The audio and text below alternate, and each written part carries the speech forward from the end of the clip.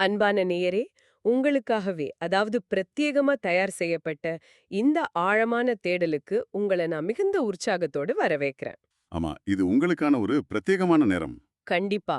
உங்க மேஜையில குவிஞ்சு கிடக்கிற பல புத்தகங்கள், கட்டுரைகள், அப்புறம் காணொளிகளோட குறிப்புகள் எல்லாத்தையும் ஒண்ணா சேர்த்து, உங்க வாழ்க்கைய மாத்தக்கூடிய மிக முக்கியமான ரகசியங்கள இன்னைக்கு நாம தோண்டி எடுக்க போறோம். நிச்சயமா. இந்த உரையாடலோட முக்கிய நோக்கம் என்ன தெரியுமா?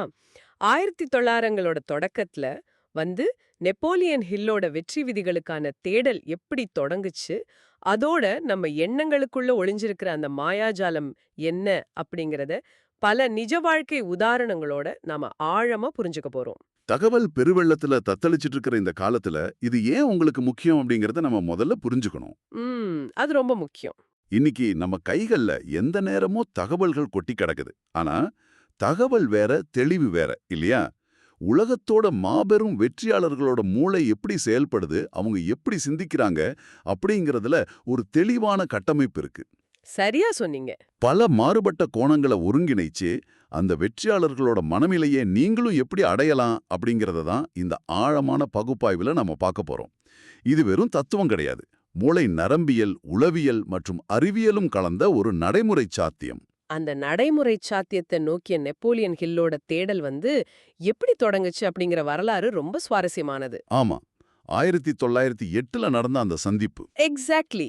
ஒரு சாதாரண பத்திரிகையாளரா இருந்த ஹில் 1908ல உலகத்தோட மாபெரும் பணக்காரரான ஆண்ட்ரூ கார்னெகிய சந்திக்க போறாரு. ஒரு சாதாரண நேர்காணலா தொடங்கின அந்த சந்திப்பு மனிதகுல வரலாற்றையே மாத்தின ஒரு புள்ளியா அமைஞ்சது.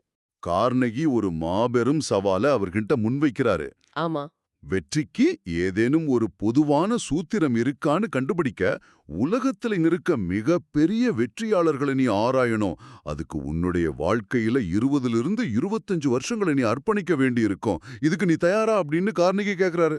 அத கேட்டதும் ஹில் தயங்கல. தயங்கவே இல்ல. அதை ஏத்துக்கிட்ட Napoleon Hill, Thomas Edison, Henry Ford, Alexander Graham Bell அப்படின்னு சுமார் 500க்கும் மேற்பட்ட வெற்றியாளர்களை தொடர்ந்து 25 வருஷங்கள் ஆராய்ந்து ஒரு வெற்றிக்கான சூத்திரத்தை கண்டுபிடிக்கிறாரு. 25 வருஷம் ஒரே ஒரு கேள்வியை துரத்தி ஒருத்தர் போயிருக்காருன்னு நினைக்கும் போதே ரொம்ப மலைப்பா இருக்கு. அந்த 25 வருஷம்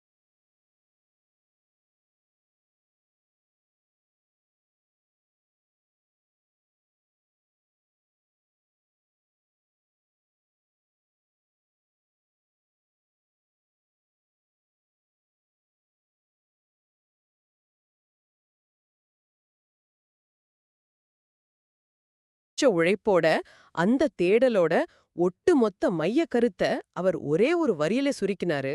மனித மனம் எதை சிந்திக்க முடியுதோ, எதை முழுமையா நம்ப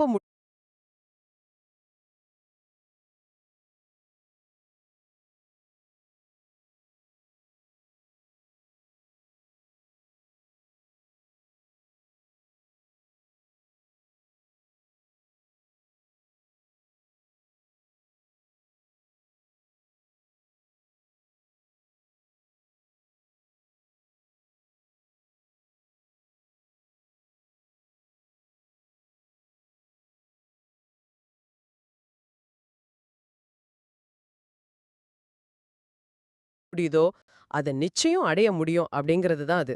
கேக்க ரொம்ப எளிமையா இருக்குல்ல? பார்க்க அப்படிதான் தோணும். இத மேலோட்டமா படிச்சா ஏதோ சுவரொட்டிகள்ல எழுதப்பட்டிருக்க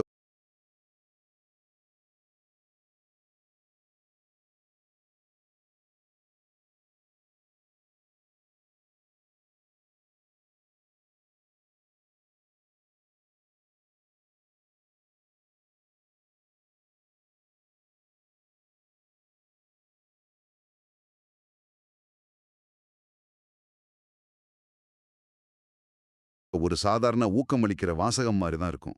ஆனா இத வெற்றியாளர்களோட வாழ்க்கையோட இணைச்சு பார்த்தாதான் இதோட உண்மையான ஆழம் உங்களுக்கு புரியும். மனம் அப்படிங்கறத ஒரு வளமான விவசாய நிலத்தோட நீங்க ஒப்பிட்டு பாருங்க. அதாவது நிலம் எதையும் தேர்ந்தெடுக்கிறது இல்ல. சரியா சொன்னீங்க. அந்த நிலத்துக்கு அதுல விதைக்கப்படுறது தங்கம் விளையிற நெற்பயிரா இல்ல உயிரை குடிக்கிற விஷச்செடியான்னு பிரித்து பார்க்க தெரியாது. அது ஒரு நடுநிலையான இடம். பயம், சந்தேகம், என்னால முடியாது அப்படிங்கிற தோல்வி மனப்பான்மை, இந்த விதைகளை நீங்க தொடர்ந்து விதைச்சா உங்க வாழ்க்கையில அதே தான் நீங்க அறுவடை செய்வீங்க. உண்மதான். ஆனா அதுல தன்னம்பிக்கை, உறுதிப்பாடு, அப்புறம் வெற்றி, இந்த எண்ணங்களை நீங்க ஆழமா விதைக்கும்போது உங்க அறுவடை கண்டிப்பா செழிப்பானதா மாறும். மனம் ஒருபோதும் விதைகளை தேர்ந்தெடுக்கிறதில்ல, அது விளைச்சல மட்டுமே கொடுக்குது. அந்த எண்ணங்களோட மாயாஜாலத்துக்கு தாமஸ் எடிசனோட வாழ்க்கை ஒரு ஆகச்சிறந்த உதாரணம். அவர் மின்சார பல்ப கண்டுபிடிக்கிறதுக்கு முன்னாடி சுமார் 10,000 முறை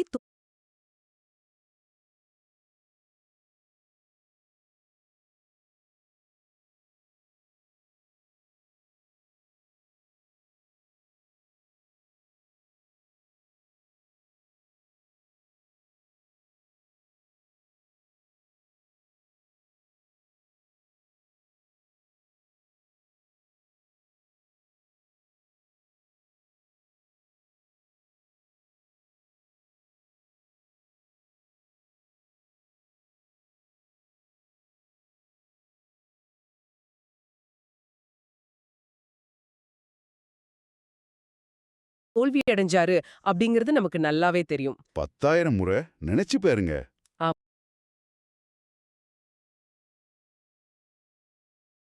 ஆமா. ஆனா அவர் ஏன் அந்த 5,000வது முறையோ இல்ல 8,000வது முறையோ தன்னோட முயற்சிய கைவிடல? ஏன்னா அவரோட மனசுல நான் ஒளிரக்கூடிய ஒரு பல்ப கண்டுபிடிச்சே தீர்வேன் அப்படிங்கிற ஒரு ஒற்றை எண்ணம் மட்டுமே ரொம்ப ஆழமா வேரூன்றி இருந்துச்சு. அந்த அசைக்க முடியாத நம்பிக்கை தான் காரணம். கண்டிப்பா. அந்த ஒரு எண்ணத்தோட விளைவாதான் இன்னைக்கு ஒட்டுமொத்த உலகமும் இரவுல பிரகாசிச்சிட்டு இருக்கு. இது வெறும் விடாமுயற்சி மட்டும் கிடையாது, தன்னோட எண்ணத்தின் மேல அவர் வச்சிருந்த அசைக்க முடியாத நம்பிக்கை. அதே எடிசனோட வாழ்க்கையில நடந்த இன்னொரு சம்பவமும் இந்த எண்ணங்களோட சக்தியை மிக துல்லியமா நமக்கு விளக்குது. எட்வின் சி பான்ஸ் அப்படிங்கிற ஒரு சாதாரண இளைஞர் எடிசனை சந்திக்க போறாரு. அவர்கிட்ட பணமே இல்லையே. ஆமா, அவர்கிட்ட பணம் இல்ல, எடிசனை சந்திக்கிறதுக்கு முன் அனுமதி இல்ல. ஏன், அந்த ஊருக்கு செல்ல ரயில் டிக்கெட் வாங்க கூட பணம் இல்லாம ஒரு சரக்கு ரயில்ல பயணம் செஞ்சுதான் அவர் எடிசனோட அலுவலகத்தையே அடையறாரு. ஒரு மிகப்பெரிய ரிஸ்க். ஆனா அவர்கிட்ட ஒரு மிக தெளிவான எண்ணம் இருந்துச்சு.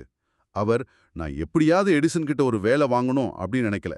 மாறா, நான் எடிசனோட இணைந்து தொழில் செய்யணும், அவரோட தொழில் கூட்டாளியா மாறணும் அப்படின்னு ரொம்ப தீர்க்கமா எண்ணினாரு. வேலைக்காரனா இல்லாம கூட்டாளியா நினைச்சாரு. சரியா சொன்னீங்க. ஒரு வேலைக்காரனா இல்லாம ஒரு கூட்டாளியா தன்னை அவர் மனசுக்குள்ள பார்த்தாரு.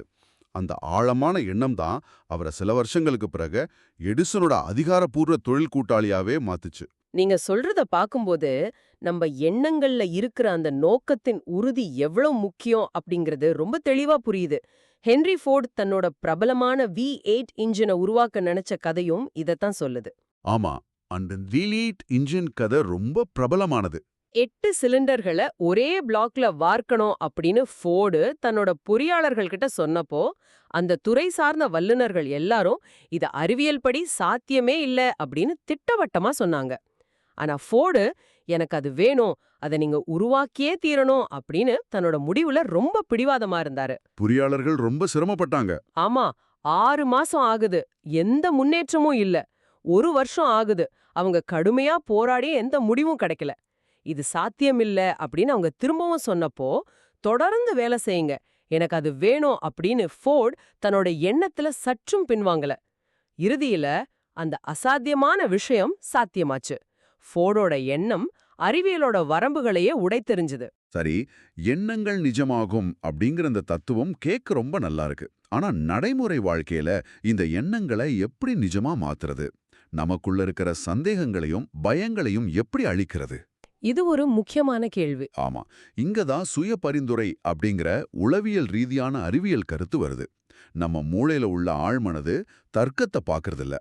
நாம சொல்ற ஒரு விஷயம் உண்மையா, பொய்யா, சாத்தியமா, சாத்தியமில்லையா அப்படின்னு பிரித்தறியும் திறன் அதுக்கு கிடையாது. அது வெறும் ஒரு ஏற்கும் கருவிதான். உண்மைதான். உணர்வுபூர்வமா நாம எதை மீண்டும் மீண்டும் அதுக்கு சொல்றோமோ, அதாவது முழுமையான உண்மையா ஏத்துக்கிட்டு அதுக்கேற்ப நம்ம நிஜ வாழ்க்கைய வடிவமைக்க தொடங்கிடும். சுய பரிந்துரை பத்தி சொல்லும்போது டாக்டர் மேக்ஸ்வெல் மால்ஸ் எழுதின சைக்கோ சைபர்நெட்டிக்ஸ் கோட்பாடு எனக்கு நினைவுக்கு வருது. ஆனா ஒரு நிமிஷம், இத கொஞ்சம் ஆழமா நாம பாப்போம். சைபர்நெட்டிக்ஸ் அப்படின்னா என்ன? அது ஒரு வழிகாட்டும் கட்டமைப்பு. சரியா சொன்னீங்க. அது ஒரு ஏவுகணை இலக்கை நோக்கி செல்லும்போது தன்னைத்தானே திருத்திக்கிட்டு சரியா இலக்கை அடையிறது போல மூளையும் செயல்படும் ஒரு கட்டமைப்பு. ஒரு புதிய பழக்கத்தை உருவாக்கவோ மூளையில புதிய நரம்பு பாதைகளை நிறுவவோ குறைந்தபட்சம் 21 நாட்கள் ஆகும்னு அவர் சொல்றாரு. 21 நாட்கள். நேயரே, இது உங்களுக்கான நேரடி பயிற்சி. உங்க இலக்க ஒரு காகிதத்துல தெளிவா எழுதுங்க. நான் ஒரு வெற்றிகரமான மனிதர், என் தொழில் நாளுக்கு நாள் வளருது, பணம் என்னை நோக்கி ஈர்க்கப்படுது அப்படிங்கிறது போல 5 நேர்மறையான வாக்கியங்களை நிகழ்காலத்துல எழுதுங்க.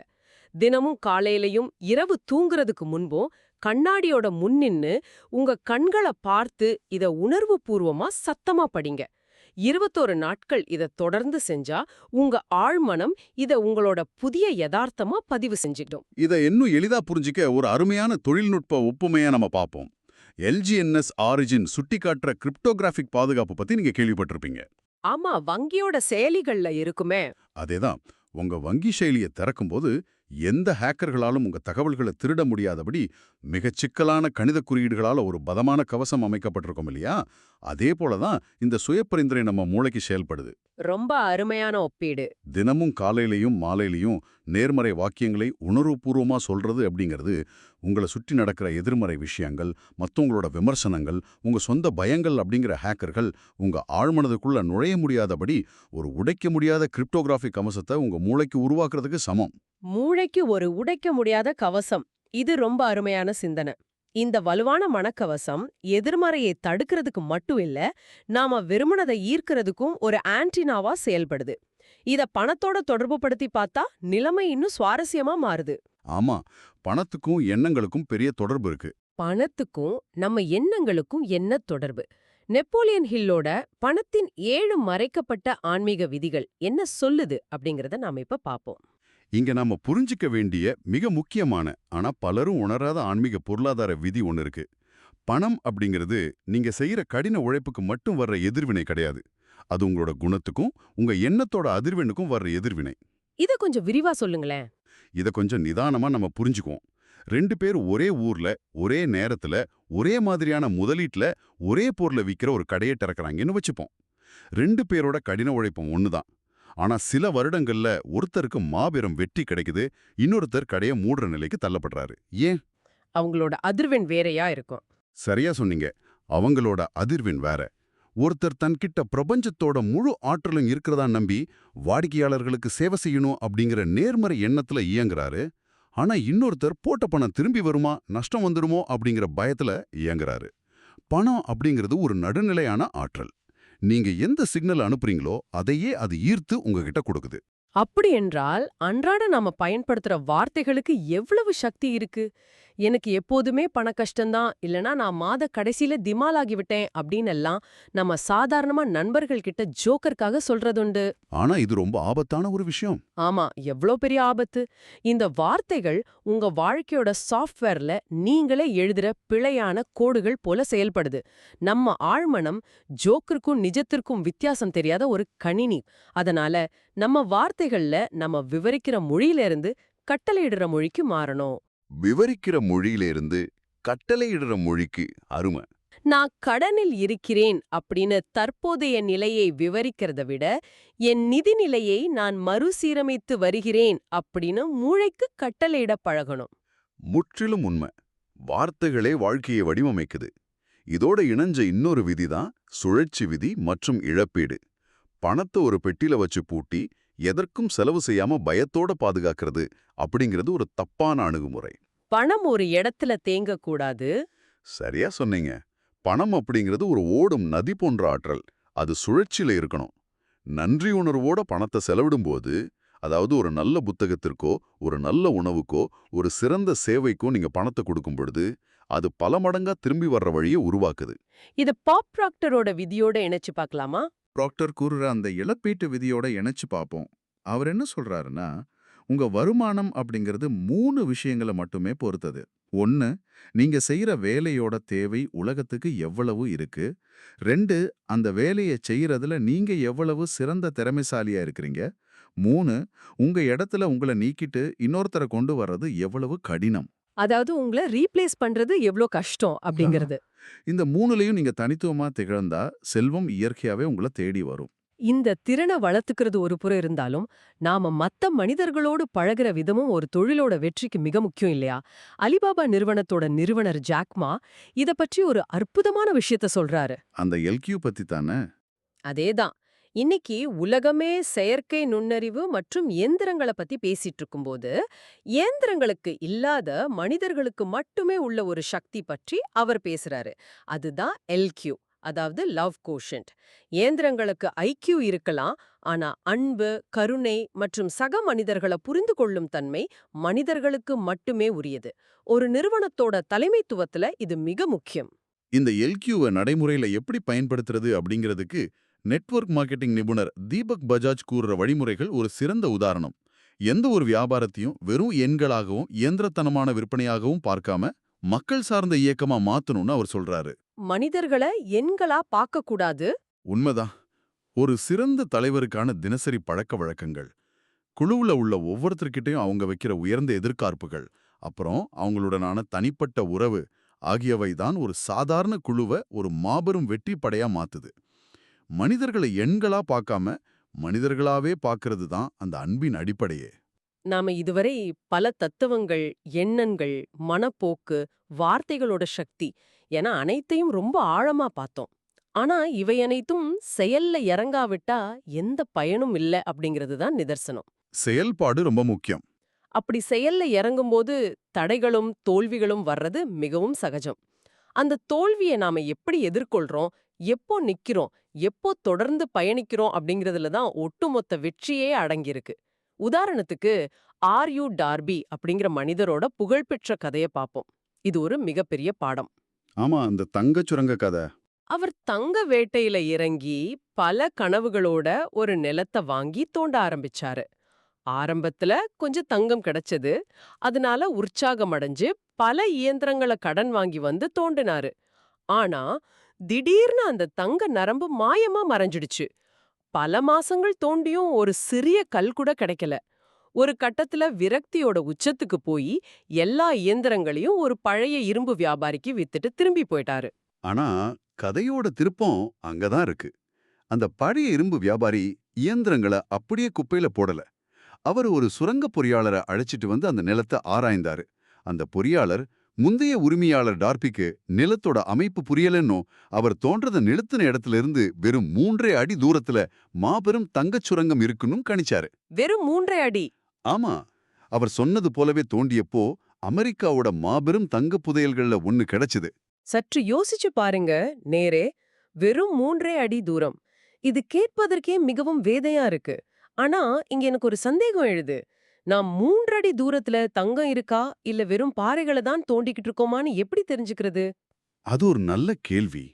எப்போ முயற்சியை கைவிடணும், எப்போ பிடிவாதமா தொடரணும் அப்படிங்கிற அந்த நுண்ணிய வித்தியாசம்தான் இங்க உண்மையான சவால் இல்லையா? மிக சரியான கேள்வி. டார்பிக் அதுதான் புரியல. தனக்கு தெரியாத ஒரு விஷயத்துல வல்லுனர்களோட உதவியை நாடாம அவர் முட்டாள்தனமா பிடிவாதம் பிடிச்சாரு. பின்பு விரக்தியில கைவிட்டாரு. ஆனா அந்த மாபெரும் தோல்வி டார்பியை முடக்கி போடல. அந்த தோல்வியே பாடமா மாத்திக்கிட்டாரு. சரியா சொன்னீங்க. அந்த தோல்வியே அவர் தனக்கான மிகப்பெரிய பாடமா மாத்திக்கிட்டாரு. தங்கச் சுரங்கத்துல 3 அடி தூரத்துல நான் கைவிட்டேன்.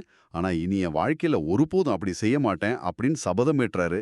பின்னாடி அவர் இன்சூரன்ஸ் விற்பனை துறையில நுழைஞ்சாரு. அங்கேயும் நிறைய தடைகள் வந்திருக்கும். நிறைய தடைகள். வாடிக்கையாளர்கள் தங்கிட்ட இல்ல, எனக்கு இன்சூரன்ஸ் வேண்டாம் அப்படின்னு முகத்துக்கு நேரா கதவை சாத்தினாலும் தன்னோட முயற்சி அவர் ஒருபோதும் கைவிடல. தங்கம் 3 அடி தூரத்துல இருக்கலாம் அப்படிங்கிற எண்ணம் அவரை தொடர்ந்து உந்தி தள்ளுச்சு.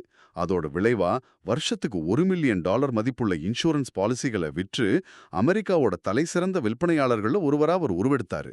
அட, தோல்வி அப்படிங்கிறது ஒரு முற்றுப்புள்ளி இல்ல, அது ஒரு திருப்பு முனை அப்படிங்கறத டார்பியோட வாழ்க்கை எவ்ளோ அழகா உணர்த்துது. அவர் இன்சூரன்ஸ் துறையில பயன்படுத்தின அந்த உத்தி ஜிம் ரோன் கூறுற சராசரி விதியோட நேரடியா தொடர்புடையது. Law of averages. அதேதான். ஜிம் ரோன் என்ன சொல்றாரு தெரியுமா? நீங்க ஒரு விஷயத்தை தொடர்ந்து செஞ்சா அங்க ஒரு விகிதாச்சாரம் உருவாகும். உதாரணத்துக்கு, நீங்க வேலை தேடும் போதோ அல்லது ஒரு பொருளை விற்கும் போதோ 10 பேர்கிட்ட பேசினா ஒருத்தர் சம்மதிப்பாரு. இதுதான் உங்க பேட்டிங் ஆவரேஜ். ஆரம்பத்துல திறமை குறைவா இருந்தாலும் பரவாயில்ல. ஆமா, உங்ககிட்ட ஆரம்பத்துல திறமை குறைவா இருக்கலாம். அத பற்றி கவலைப்படாதீங்க. உங்க திறமை குறைபாட்ட அதிக எண்களால் ஈடு செய்யுங்க. உங்க போட்டியாளர் திறமையானவர், அவர் 10 பேர்கிட்ட பேசி 9 பேரை சம்மதிக்க வைக்கிறாருன்னா, நீங்க 100 பேர்கிட்ட பேசி 10 பேரை சம்மதிக்க வைங்க. இறுதியில எண்கள் உங்களுக்கு வெற்றியை தேடித்தரும். எண்களோட பலம் அப்படிங்கறத விவிலியத்துல வர்ற விதைப்பவனும் விதையும் அப்படிங்கிற கதை இன்னும் ஆழமா விளக்குது. ஒரு விவசாயி விதைகளை விதைக்கிறான். அப்படி விதைக்கும்போது சில விதைகள் வழியில விழுந்து பறவைகளுக்கு இரையாகும், சில வெயில்ல கருகி போகும், சில முட்கள்ல சிக்கி வளர முடியாம போகும். இதெல்லாம் இயற்கை. ஆமா, இவை எல்லாம் உங்கள மீறி நடக்கிற புறக்காரணிகள். இதுக்காக நீங்க பறவைகளை துரத்திக்கிட்டு இருக்கவோ வெயில குறை கூறவோ கூடாது. உங்க கட்டுப்பாட்டுல உள்ள ஒரே விஷயம் என்ன? தொடர்ந்து நல்ல விதைகளை விதைச்சுக்கிட்டே இருக்கிறது மட்டுமே. தொடர்ந்து விதைக்கணும். ஏன்னா ஒரு கட்டத்துல நீங்க தூவுற விதைகள் நல்ல வளமான நிலத்துல விழும். அப்படி விழும் விதைகள் கட்டாயம் 30, 60, 100% என பல மடங்கு உங்களுக்கு விளைச்சல தரும். இது ஒரு இயற்கையோட விதி. இந்த இயற்கையோட விதியோட நவீன கால தொழில் தந்திரங்களையும் நாம சேர்த்து பார்க்கணும். உலக கோடீஸ்வரனான எலான் மஸ்க் பின்பற்ற ஃபர்ஸ்ட் பிரின்சிபிள்ஸ் திங்கிங் இதற்கு ஒரு சிறந்த உதாரணம். ஸ்பேஸ் எக்ஸ் ஆரம்பிச்சப்போ நடந்த விஷயம். ஆமா, ஸ்பேஸ் எக்ஸ் நிறுவனத்தை தொடங்குனப்போ ராக்கெட் தயாரிக்கிறது மிகவும் செலவு பிடிக்கிற விஷயம் அப்படின்னு எல்லாரும் அவரை பார்த்து சிரிச்சாங்க. ஆனா மஸ்க் ஒரு ராக்கெட்டை உருவாக்க தேவையான மூலப்பொருட்கள் என்னென்ன அப்படின்னு அடிப்படை உண்மைகளை மட்டும் வச்சு சிந்திச்சாரு. அந்த அலுமினியம், டைட்டானியம், காப்பர் இந்த மூலப்பொருட்களோட சந்தை விலை ராக்கெட்டோட ஒட்டுமொத்த விலையில வெறும் 2% மட்டுமே அப்படிங்கறத அவர் உணர்ந்தாரு. எங்கும் எழுதப்படாத விதியை உடைச்சாரு. சரியா சொன்னீங்க. அந்த விதியை உடைச்சு தானே ராக்கெட்டை உருவாக்குனாரு.